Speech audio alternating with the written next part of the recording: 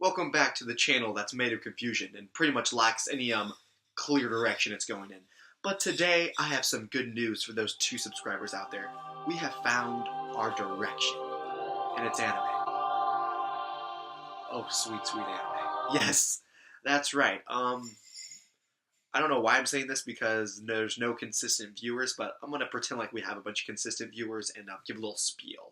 For all our consistent viewers, you probably realize that we've been on hiatus for what was the last video we made? December? So 4 months. We've been in hiatus for 3.5 months. We haven't made a video in quite a while. But we're having some troubles. We had to sort out some things, figure our lives out, figure out religions, our genders, all that good stuff. And we finally have come back together and we figured out who and what we are as a whole.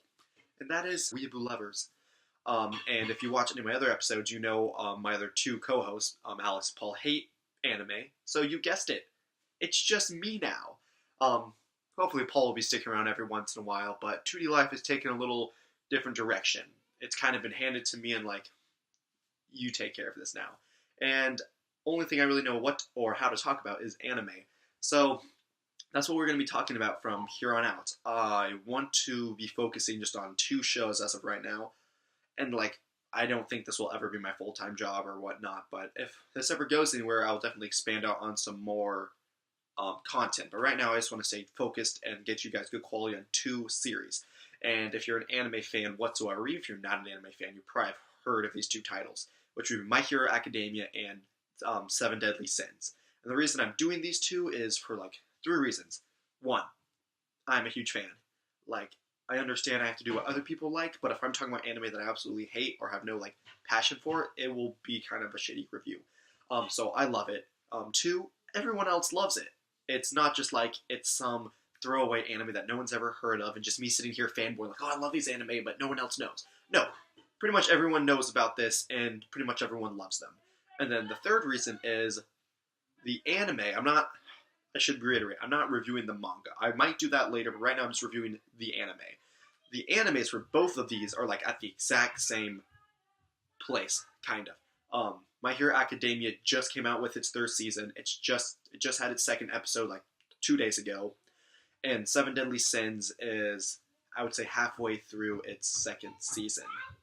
So they're roughly around the same part, and they're all caught up. And they're coming up with new episodes. It's not I thought about reviewing One Piece, which is my all-time favorite anime, but it's just the episodes are on episode 900 or something like that, and I'm only on episode 600, and I want to be reviewing the most up-to-date stuff because no one's going to YouTube for oh man, I need an anime episode review of episode 500 of One Piece. No one's doing that. So I wanted to do something that was really up to date, and those 2 animes are the 2 that I'm watching that are up to date. And like I said, I love them, and I know you guys love them. Anyways, I want to talk about one other thing.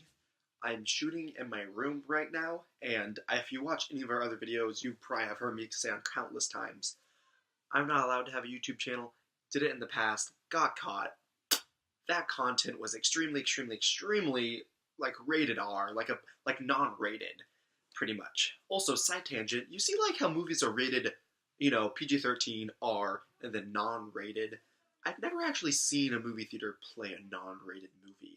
Is that just straight up porno? Are they playing pornos in movie theaters? If so, buy me a ticket. Anyways, side tangent done.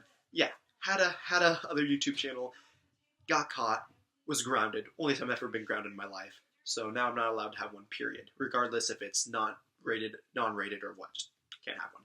So if I ever start whispering, it's because that's my door. And directly behind that opens to our kitchen, our living room, and our dining room. It's just an open area. And there's always people out there, my little sister or my mom, so if I start whispering, it's because I can hear them right there. And I don't want them barging in and be like, "What you doing?" I'm like, "Nothing." So anyways, yeah, you're in my boring room. Hopefully I get some wall art going on right here, so it's not quite so drab. But yeah, let's get into it. So, I wanted to start off with My Hero Academia because that, the newest episode aired most recently compared to 7 Deadly Sins. It's called Wild Wild Pussycats, and if that's not how you start a season off, then there's just no other way. And the reason I say start a season off. I know people are like, this is the second episode, it's not the first. The first episode was basically a filler. It wasn't even in the manga. You didn't get any new content. Don't get me wrong. Watch the episode. Love the episode. Especially the swimming pool scenes. JK. But this is really the first episode that has any validity, any value towards it. Alright, remember how, 12 seconds ago I was all like, oh, my parents are, right out there and they might hear me. Well, that happened. So, now I'm upstairs in my little sister's room. Don't know if you could tell. Maybe just... I don't even... What is all this stuff? Anyway, so... As of for today, recording in my little sister's room. I know, a great way to kick off a new series. I'm the best. But hopefully I'm going to be trying recording around 3 when I get off work and my mom's not home yet, so I will not have to be jumping up to my little sister's room every 30 seconds. So hopefully most of the time all my videos will be done in my room. Okay guys, I want to give you a really quick disclaimer before we jump into me reviewing this episode. I am awful when it comes to pronouncing things. The worst. And I'm not saying I'm awful with Japanese names, because that's hard, that's another language. I don't know the language. No. I'm just awful with any words that pertain to having letters and sounds to them. So I'm going to mispronounce every name. I'm going to mispronounce any city, any event, anything like that I'm going to mispronounce. So just forgive me now. Also, I have a really bad memory. No, I'm not someone that's just trying to pose that he likes anime. No, I watch a lot of anime. I've rewatched a ton of anime. I just can't remember their names. I can't do it, Unless they give you a name like Bob, then no. Or Luffy. I find that everyone in One Piece has a really easy name to remember.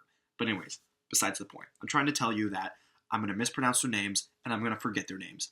Please forgive me. So, with that out of the way, without any further ado, let's jump into episode 2. It opens up with the villains, the League of Villains talking in their bar. Also, why are the League of Villains? Why is this where they're set up? They have a bar there. Freaking Tomura. That's the guy with the hand on his face all the time. Is he even old enough to be in a bar? He seems like he's 19, And then you have I'm gonna butcher the crap out of this. You have Kuriguri. We're gonna call him Kur for short. Maybe Kurt. You know what? We're gonna call him Kurt. So this guy right here, he's now referred to as Kurt. Anyways, Kurt seems like he's old enough. He's always behind the bar, wiping off the cups. But anyways, Tomaru, he's always sitting all hunched up and spazzing out about something. But I just feel economically, I feel like a laundromat would be a better front for a League of Villains. But anyways, you know what? Let them do them. Also, if you haven't noticed, I go off on a lot of tangents. I'm going to try and get through this without that many tangents. Let's get back to it. So you have Tomaru and Kurt. They were having a conversation, and this guy comes in. Giren, I think I pronounced that right. Giren is super creepily standing behind the door, and you can just see the smoke coming in. And he's like, "Hey guys," and then he walks in, and Tomaru and Giren have a conversation about how Giren's put a lot of trust in the League of Villains, how he's about to send them a lot more people. And Timmy's like, I'm trusting you guys because I know you guys are going to make sales and money go up. And Tomaru was like, yeah, it's about to start, man. You better get ready. All that money and all that fame and stuff is about to start pouring in. And then Giren's like, good, and just walks away. I'm like, you walked all the way to that bar just to have that conversation? Really? So pretty much nothing all that important went down. It kind of just foreshadows that stuff is about to happen. But we didn't find out anything relevant. So that's how they opened, and then after that, we jump over to the, I'm repositioning my body. My legs are falling asleep. So after that scene with the villains, we jump over to the high school. And at the end of season 2, we have all the students gearing up to go on their camping trip, which I hear is an awesome arc from my friend that watches this, who reads the manga, so he's all caught up. I have not read the manga. I only know what goes on in the anime, so I don't know what's going to happen. But he says this season should be really good. We're going to get a lot of fight scenes and a lot of crap. So I'm pretty excited. But anyways, all the students were gearing up to go on the camping trip, and that's what happens. We show up at the high school, and everyone's getting ready to go on their bus, and I guess I didn't pick this up. Maybe they didn't hint at it, or maybe I just totally threw my head at the end of season 2. But apparently the B class is also getting... Excuse me, I burped. The B class is also getting to go on this camping trip. And of course you have Nito, and he's just like gawking there like, oh yes, the Class A is supposed to be superior in every way, but some of them failed. I guess you guys aren't as good as you see. And then you have the girl that like can like make her hands really big, just like cry chops him on the back of the neck, and he faints. And I don't know, like I know anime does this trope where each character gets like a little quirk they have, and his is always just being an a-hole about the A class being too stuck up, and I just find it annoying. Some anime characters have really great tropes, and some are really annoying. But anyway, so that happened. Class A gets on their bus. Iria is like, "Come on, guys, we gotta go. You gotta get in your assigned seat, and here we go." So that's what happens. Aizawa, I also cannot pronounce his name right. He is one of the few people like I remember his name, but I just can't pronounce it. Aizawa, so whatever. He's on the bus. They're driving. And then they pull over on the side of the road. And it's not like they made it to seem like, okay, this is a rest stop. Like, go to the bathroom, because all the students get off and they're like, okay, where's the bathroom? Where's the bathroom? Especially Mienta. He like gets off and he's like, I need to piss right now, and he's running around. So apparently all the students think like, okay, this is just a break. We've been riding the bus for a few hours. We're gonna stretch our legs and stuff. But no, that's not what happened. Aizawa comes out and he's like, okay, guys, I want you to meet some other pro heroes. They're going to be in charge of a lot of your training during this training camp. And then this is where we get introduced to the wild, wild Pussycats. And we only get introduced to 3. I know there's more because of the opening. The opening, there's like, I think another girl and a guy. But we only see 3 right now, and only 2 of them actually part of the Pussycats. We get to meet Pixie Bob, Shino. So they're both dressed up like cats, and of course Pixie Bob is a play of an actual cat, so that makes sense why she's dressed up like a cat. And then we meet Kota. So all the students got off the bus, and there's rumors are like their wheels are starting to turn in their brain. They're like, okay, we got off the bus in the middle of nowhere, no restaurants, no bathrooms, and then Aizawa introduces us to people that are going to be training us. And then it goes one step further, and the Pussycats are like, okay, yeah, we're here to help train you, and guess what? Over there. And they just like, and they're at a cliff. So they point off the cliff, and then they point to this giant forest. And they're like, way at the end of this forest is our lodge. And we own this entire forest. And over at that lodge, that's where we're going to be training. So it finally clicked in their brain what was happening. They were like, no, they're not going to make us actually do this. They might have like realized what they had to do, but they were in denial at this point. Some of the students were thinking like, okay, man, we need to get back to the bus, because they had realized they weren't there to use the bathroom. They were about to be thrown off a cliff and forced to run to the lodge. And they were correct. So you get this funny scene where all of the students like were freaking out. They realized what happened. They were like all running towards the bus to get back on it. Like, we need to get back on the bus right now. We're about to have to run for like 7 hours.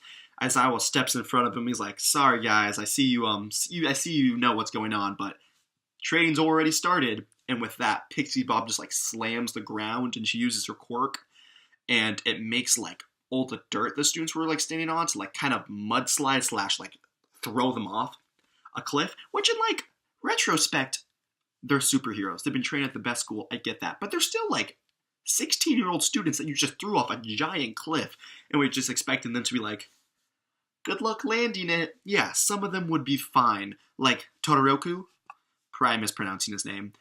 He could use his ice and stuff. I get that. But what about, like, freaking Mineta? What is he going to throw his little balls down and, like, catch himself? Maybe.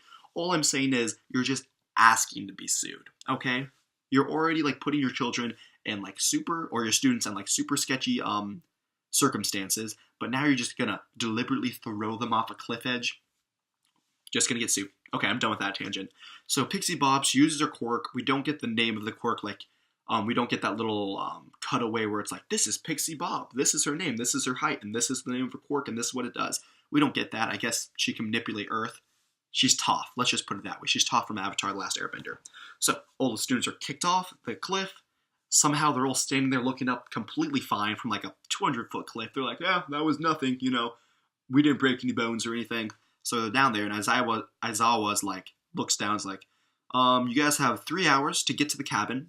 It's 9 o'clock, and if you make it there before 12:30, I guess 3.5 hours. He's like, if you get there before 12:30, we'll feed you lunch. If you don't get there by 12:30, then you can practice some good old anorexia. Okay, guys, I'm super sorry. I was going through an editing and realized I missed like a huge part of this scene when they're still on top of the cliff with the Wild Wild Pussycats with Shino and Pixie Bob. There's a little child who looks like he's 7. He's Kota. You get introduced to him later. I talk about it, but basically, what is important right now is when Aizawa's like, "Oh, this is Shino, this is Pixie Bob, and this is Kota. Hey, say hi to the class. They're all heroes."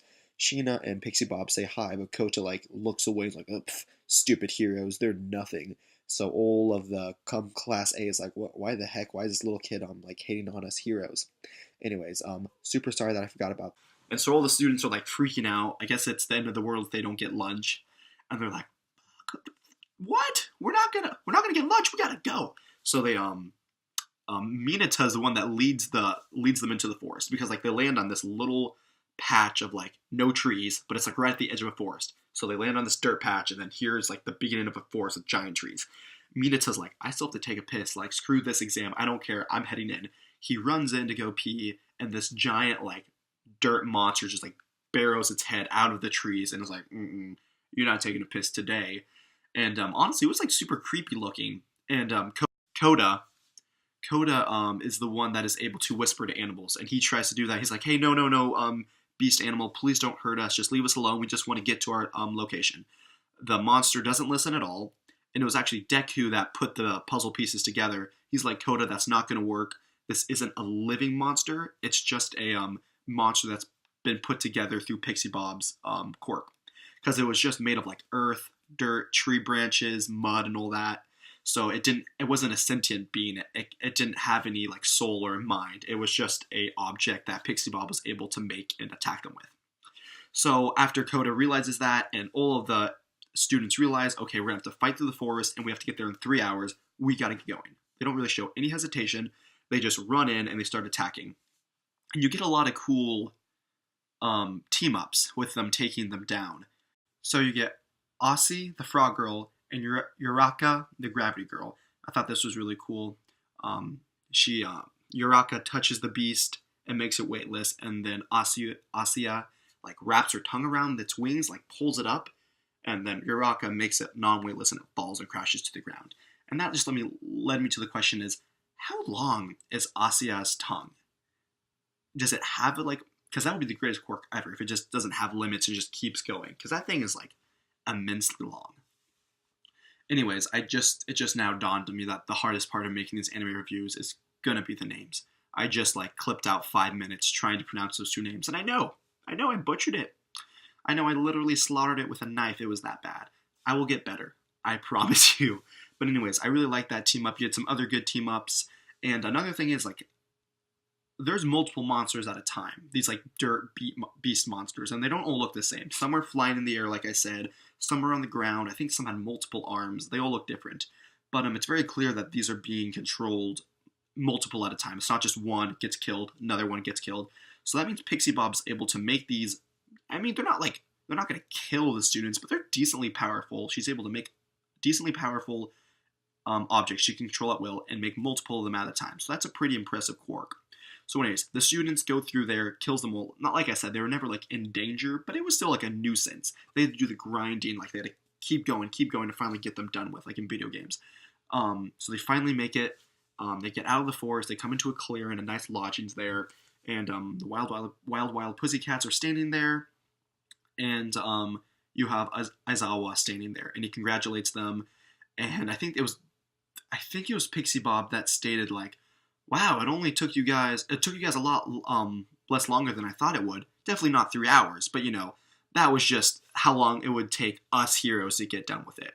So that must have been a lot of that must have been a lot of terrain to get through, because still 3 hours for a pro hero, they probably were trekking through like 20-30 miles just in that, and having to take down monsters while they were doing it.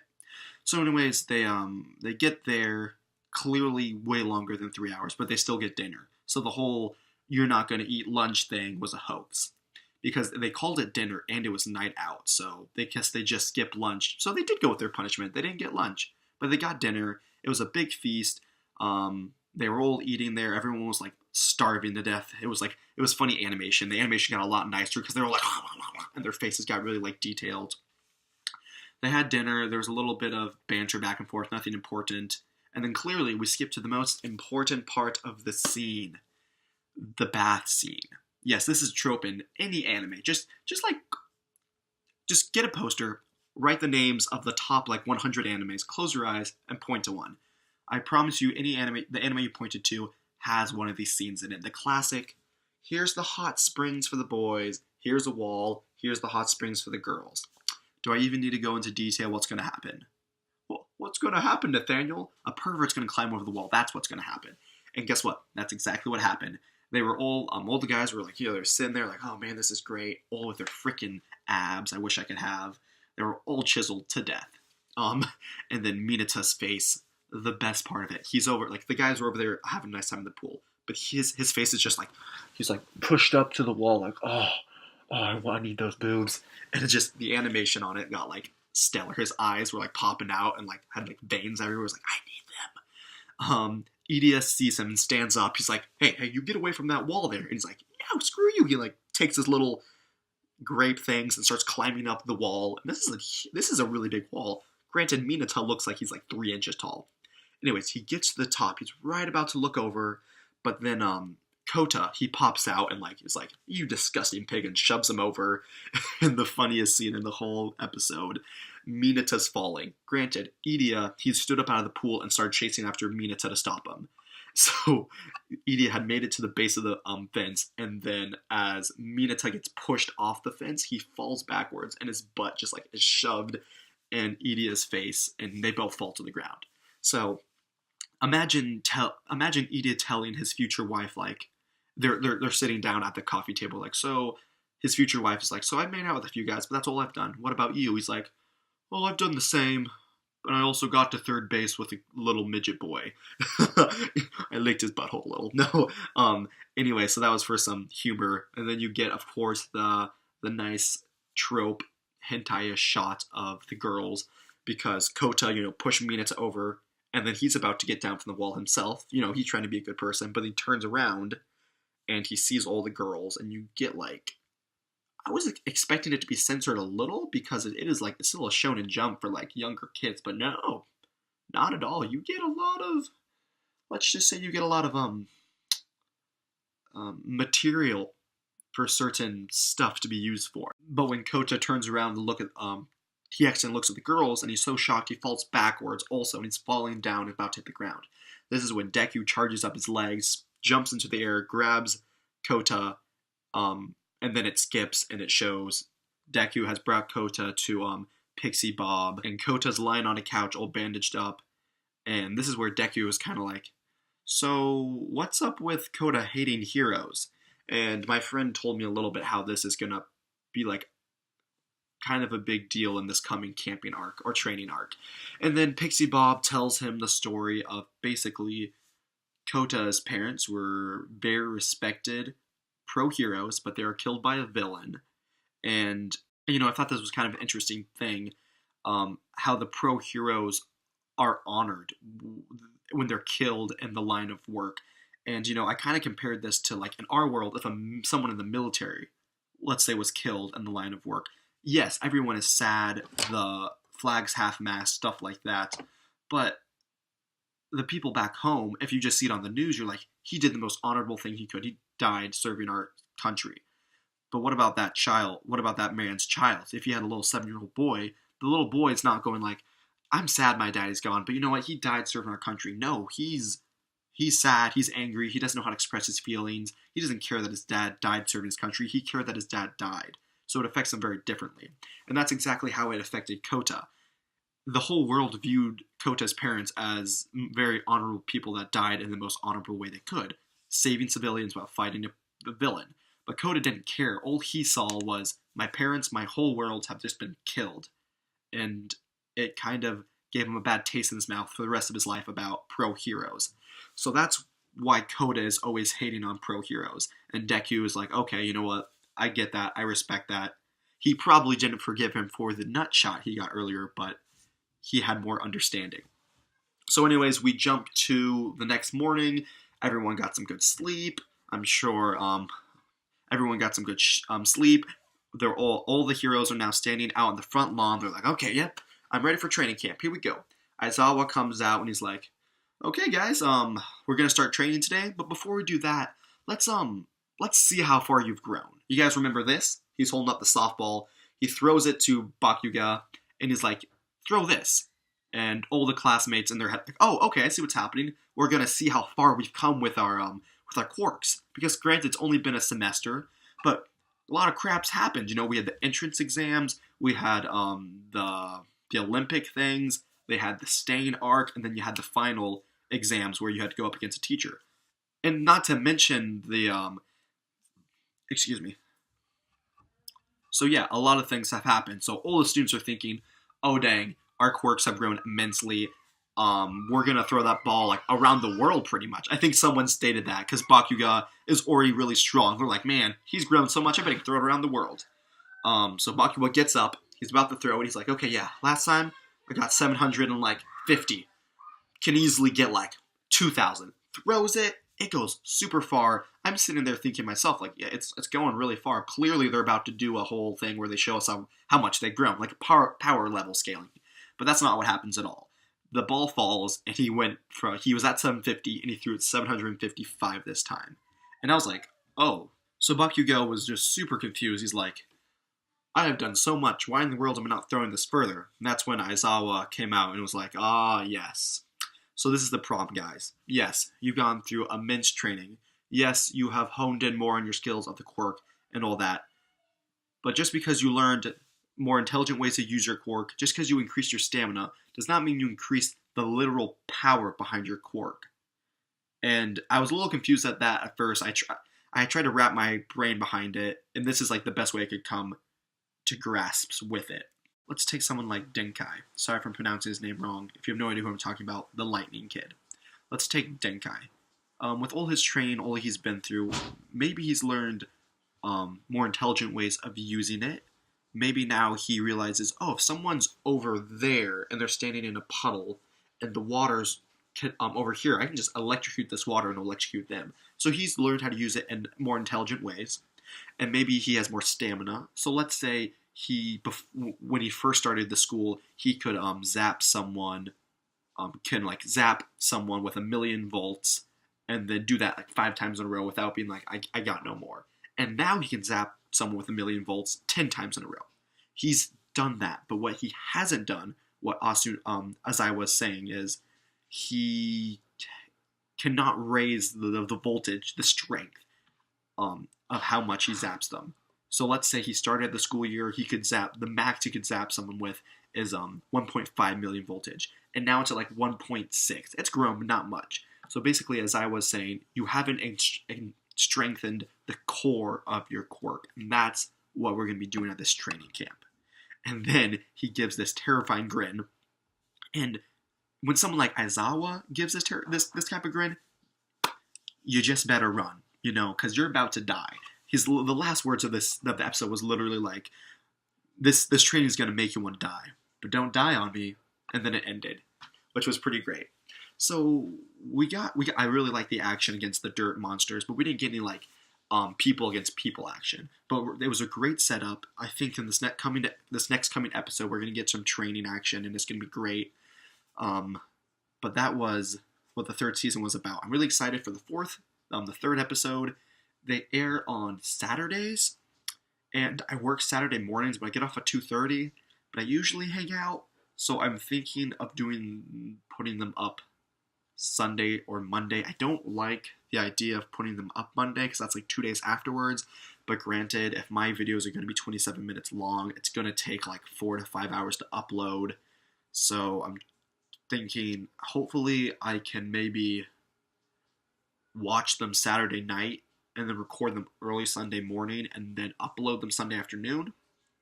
But I'm not exactly sure. But anyways, if you guys enjoyed it, please leave a like and a subscription. Subscribe. But more importantly, just comment down below what you thought I did a good job or what you think I need to work more on, because I'm just a little Asian that likes watching anime and likes telling you guys what I think of it. And if I'm not doing a good job of telling you what I'm thinking of it, then please let me know. If you guys want to scream at me in caps for the pronunciation, let it come at me, because if I could scream at myself, I would do that, and I totally can. But anyways, love you all. You guys have a great weekend. I will have the Seven Deadly Sins review up before long. I need to look into that when it actually is released because My Hero Academia is on Hulu, which I have, but Seven Deadly Sins I have to watch on some like foreign website. But anyways, have a good one, guys.